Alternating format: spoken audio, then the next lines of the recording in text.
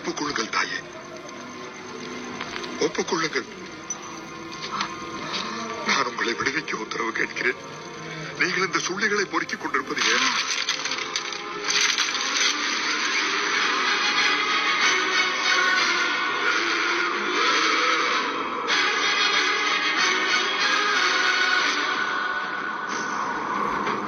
என்னை சுள்ளிகள் சேகரிக்கும் பைத்தியக்காரி என்று நினைத்தீர்களா கட்டப்பா? ஒரு நெருப்பு படுக்கை செய்கிறேன்.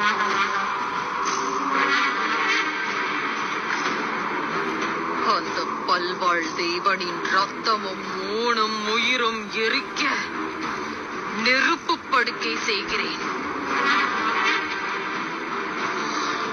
என் மகன் வருவான். பல்வாழ் தேவனை உயிரோடு இந்த நெருப்பு படுக்கைக்கு இழுத்து வருவான். அந்த மிருகத்தை என் கையால் எரிக்க விடுவான். அல்ல பூனா பாட்டா போடுறா.